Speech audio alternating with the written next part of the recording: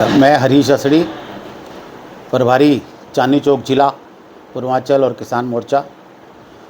और मैं ये कहना चाहूँगा कि जिस प्रकार से राजेंद्र नगर के अंदर इतना बड़ा हादसा हुआ है, बहुत ही दुखद घटना हुई है, जिसमें 3 बच्चों ने अपनी जान गंवाई है। जो बच्चे घर से पढ़ने के लिए आए थे और वो सिर्फ़ किताब पढ़ने के लिए लाइब्रेरी में आए थे, और उसी लाइब्रेरी के अंदर पूरा बारिश के अंदर पानी भर जाने के कारण उन तीनों बच्चों ने अपनी जान गंवा दी और बाकी लोगों ने बड़ी मुश्किल बाहर निकलकर अपनी जान को बचाया। और ऐसे हादसे बेसमेंट जब बनती है और उसके अंदर लोग अपना किराया खाने के चक्कर में उस बेसमेंटों को किराए पर दे देते हैं, और जिसे प्रशासन देखता ही नहीं है कि ये बेसमेंट किस काम के लिए है, और उस काम के अंदर प्रशासन की मर्जी के बिना कोई काम हो नहीं सकता, क्योंकि प्रशासन को पता होता है कि यहाँ पर नाजायज़ काम हो रहा है, अनऑथराइज काम हो रहा है, फिर भी वो काम होता है। तो इस तरह के जो निर्माण होते हैं, क्यों ही प्रशासन उस समय इस पर रोक लगाता है? क्योंकि उस समय प्रशासन जो है वो सुविधा शुल्क ले लेते हैं, सीधा साधा, कि उस समय तो आप कुछ भी कर लो, क्योंकि जेई को भी पता होता है कि मैं 4 महीने 6 महीने इस एरिया में रहूँगा, फिर दूसरे में चला जाऊँगा, तब ये निर्माण हो जाए तो मेरा काम ख़त्म, और उसके बाद दूसरा जेई आएगा। और इसलिए वो अवैध निर्माण जो है वो चलते रहते हैं, कोई किसी अवैध निर्माण को रोकता नहीं है।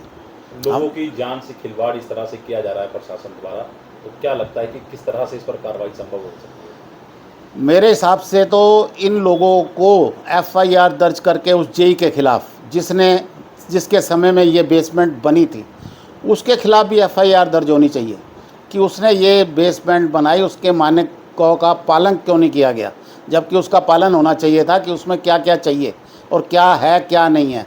उसके अंदर पंप लगना चाहिए पानी बाहर डालने के लिए, उसके अंदर क्या उसने उसकी व्यवस्था की, क्या आग को बुझाने की कोई व्यवस्था हुई, ऐसी कोई व्यवस्था उसने की? उसने लाइसेंस ले रखे थे? ऐसा कुछ नहीं था। अगर उसने ऐसा कुछ नहीं किया तो उसके खिलाफ़ FIR दर्ज जो है, उसकी क्रिमिनल केस होना चाहिए, क्रिमिनल FIR दर्ज होनी चाहिए। हरीश जी, भविष्य में इस प्रकार के हादसे ना हो, उस पर क्या कहना चाहते हैं कि किस तरह से योजना बनानी चाहिए सरकार को, और इस तरह के जो निर्माण होते हैं उस पर किस तरह से रोक लगे?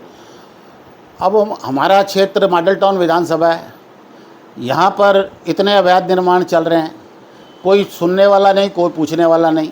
अवैध कॉलोनियाँ हैं जहाँ पर DDA की रोक है, हाई कोर्ट की रोक है, उसके बाद भी निर्माण चल रहे हैं, फिर भी उसको कोई रोकने वाला टोकने वाला नहीं है।